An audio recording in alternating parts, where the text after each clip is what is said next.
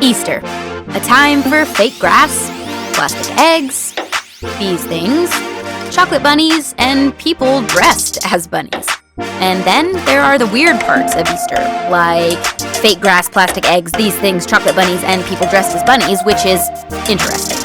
But what does all this stuff have to do with Easter? And if this holiday is about more than candy and wearing uncomfortable clothes to church and lunch with your relatives, what makes Easter happy?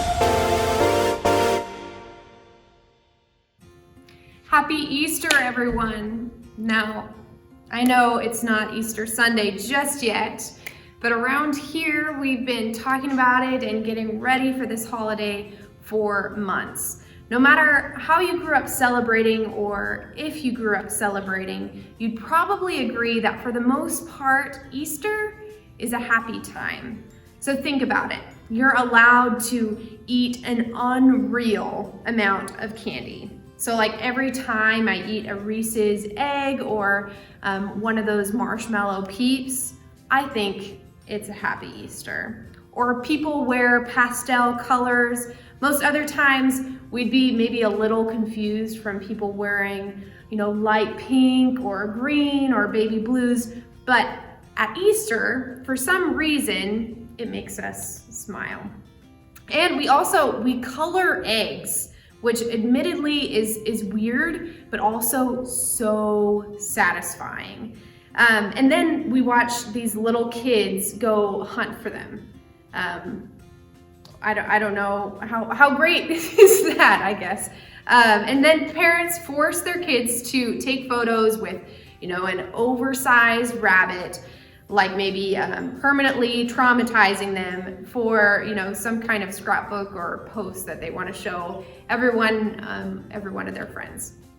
In this series, we're going to be talking about some of the reasons why Easter is such a big deal, particularly for people who are Jesus followers. If you're like me, then maybe growing up, you would wonder why Easter is even a thing. But during this series, we'll talk about not only what we celebrate at Easter, but also why that we can and we should be happy. But before we get there, let's talk about this last one for a second that I brought up. Let's talk about the Easter Bunny. So, does the idea of a huge bunny seem like a strange tradition for anyone else for this holiday, or is it just me? So to prove my point, check out these next few pictures I'm going to put on the screen. So we have this one, and then we have this one, and then lastly this one. And I have to admit that these pictures are hilarious and terrifying at the same time. I mean, Easter is mostly a fun holiday, but for those kids, I'm not quite sure if it's all that happy in those moments. And even though your family is probably not going to make you dress up and sit with a giant Easter bunny this year, I think we all know the feeling of being scared. We all know that fear can take away our happiness almost faster than anything else. We felt some form of fear since we were really little kids, whether it was a monster in the closet or underneath the bed, or breaking or losing your favorite toy, or being in the dark, maybe you still are, or even getting hurt or having to miss out on something fun. Fear can wreck our sense of peace and happiness. Then as you got older, your fears likely transferred to other things like failing classes, being rejected by friends, doing something embarrassing and then it getting posted on social media, not making a team, or attempting to talk to someone you had a crush on and then being rejected. And sure, your fear looked different than when you were a little kid, but the feeling was still very real. And now some of you are in high school and you've probably figured out that you just don't grow out of fear. No, as you grow up, fear just kind of grows up with you. Maybe you don't call it fear. Maybe you call it stress or feeling anxious or being worried. But no matter what you call it, you probably fear something. We all do. Maybe for you it's the fear of not fitting in, or keeping the right GPA, or graduation, or spring sports, or getting into the college of your choice. Or it could be fear about your health, the health of your relationships, or the health of the people that you really love. Or it could be fear of the future. That's a huge thing right now. We don't know what that's going to look like. Or it could be the fear of not amounting to anything, or the fear of not having any real significance in life.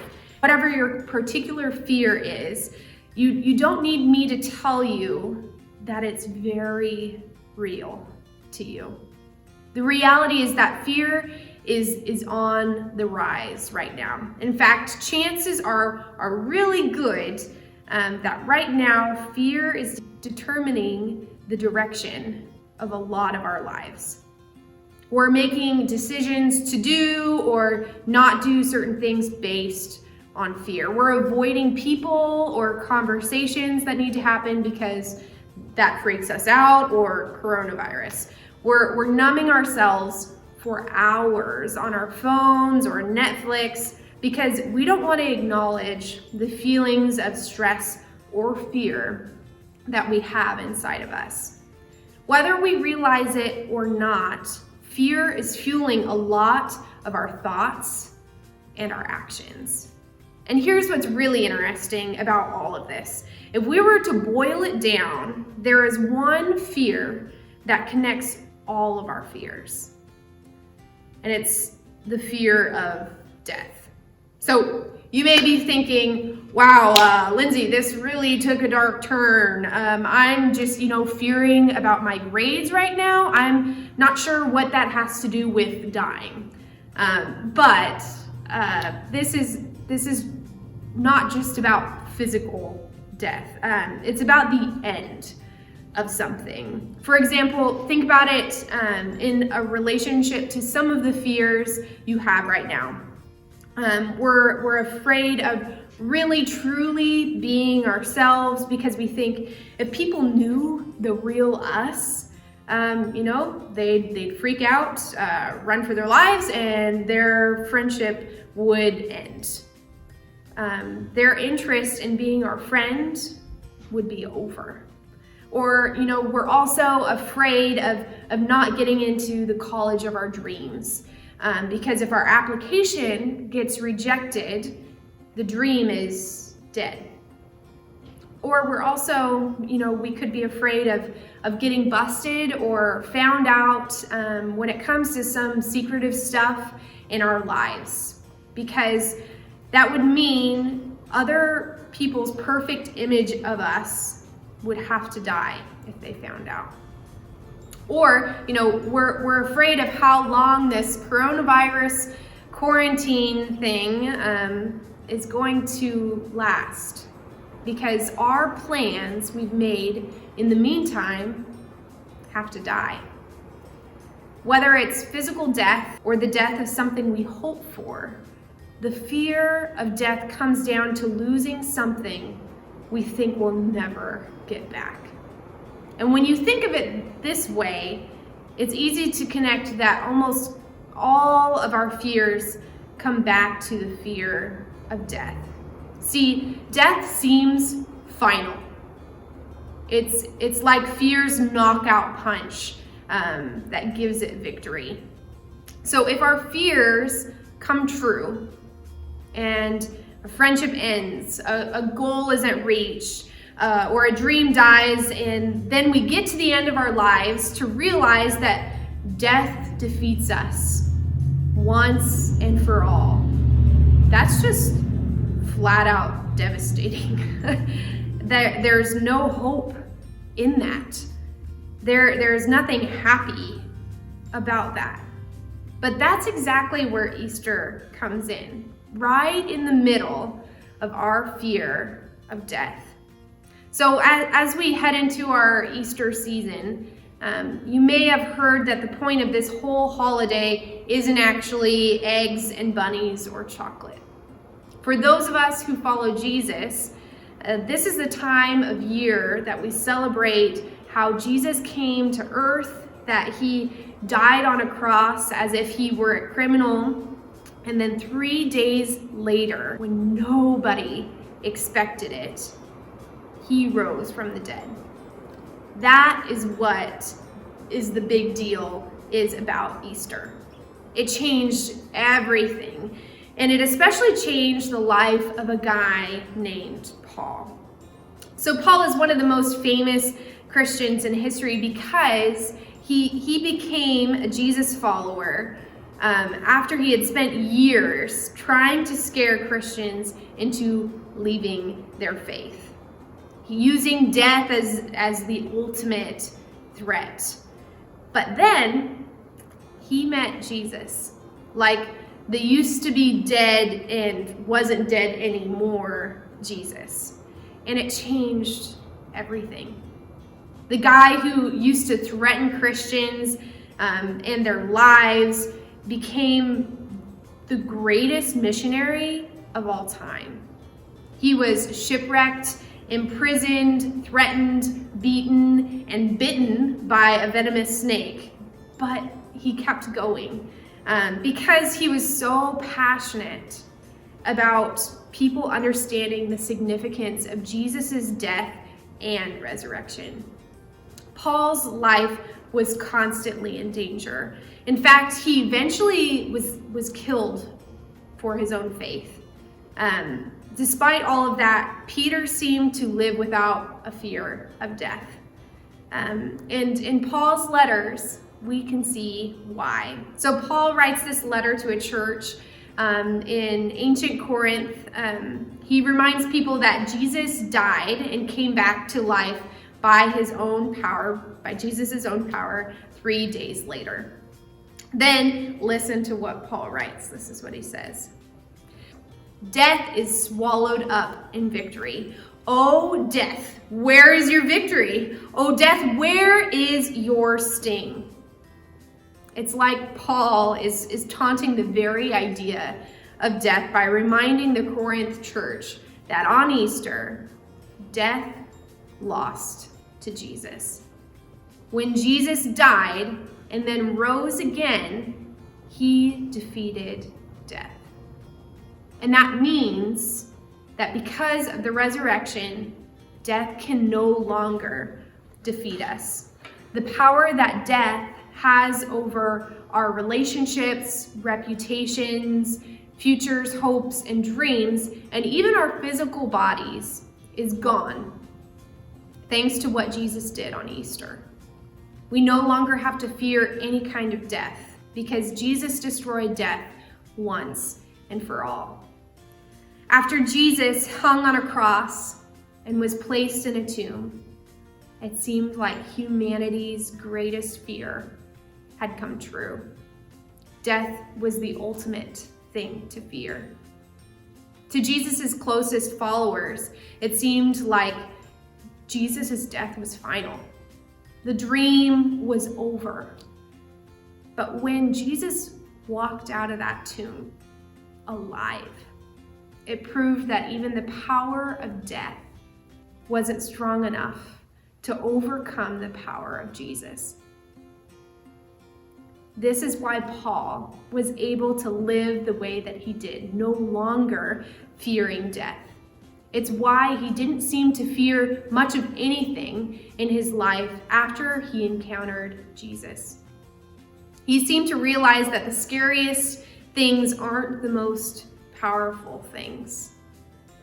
The things we fear don't have the same power that Jesus does.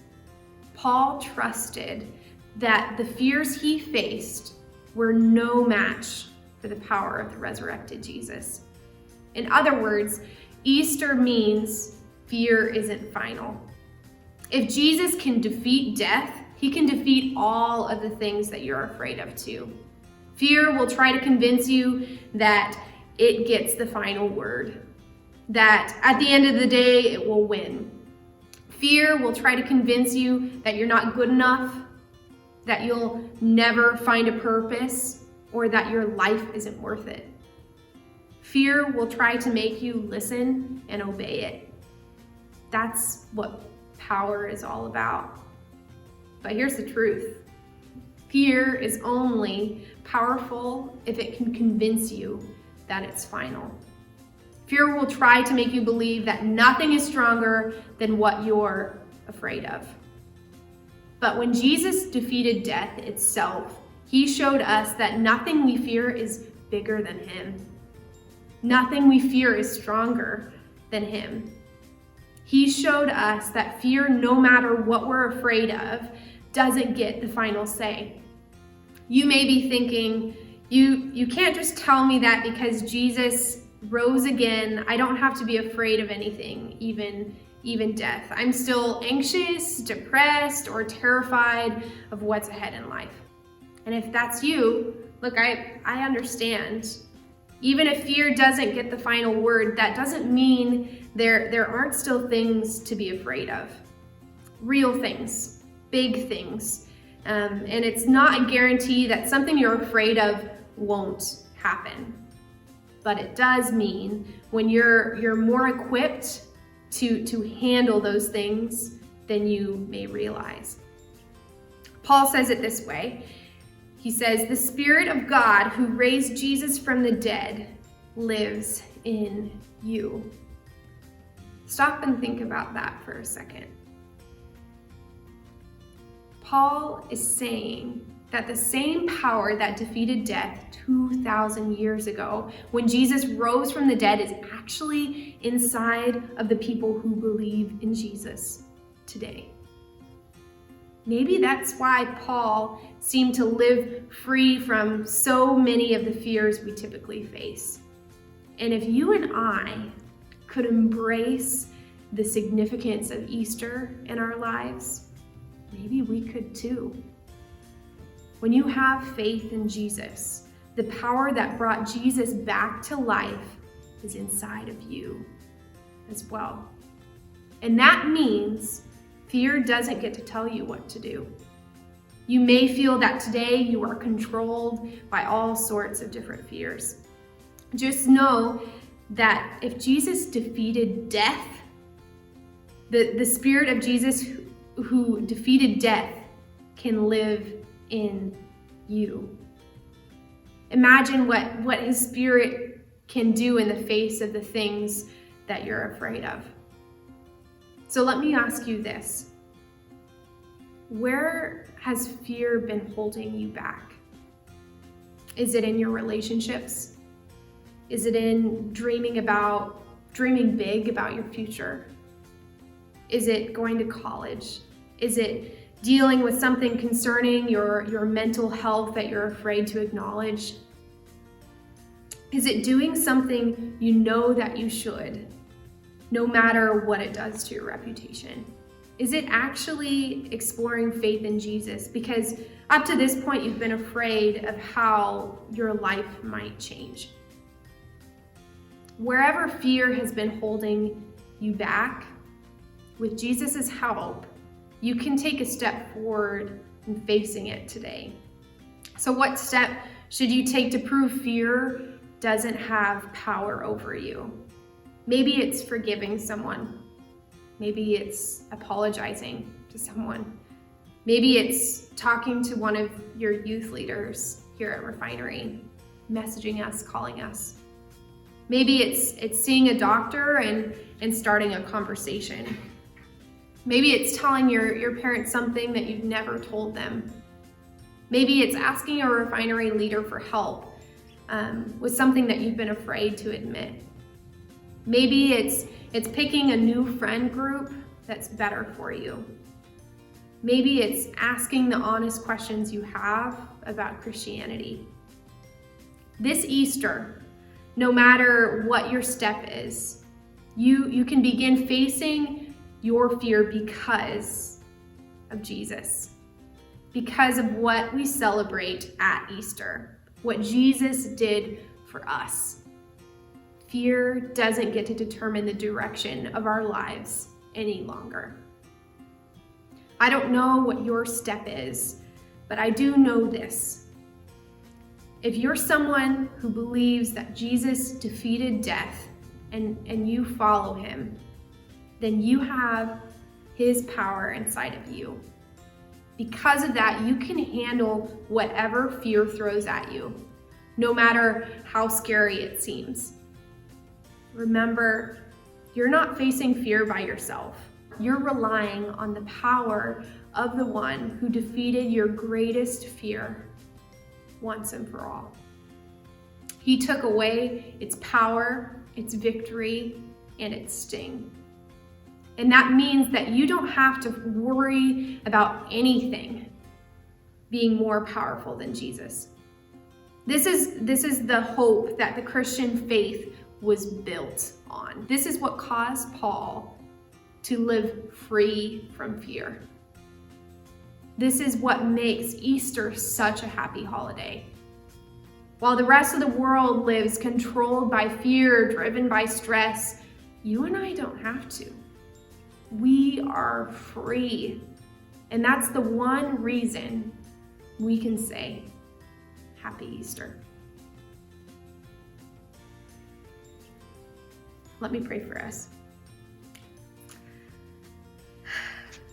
Jesus, we thank you so much that you died for us and that you conquered death so that we don't have to fear anything because you are bigger and more powerful than any of our fears.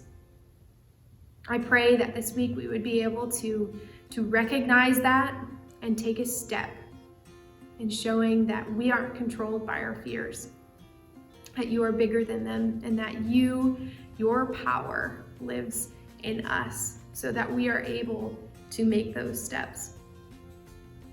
Lord, be with our Refinery family and our church family and all the people that are watching it this week. We love you so much. In your name, amen. Love you guys.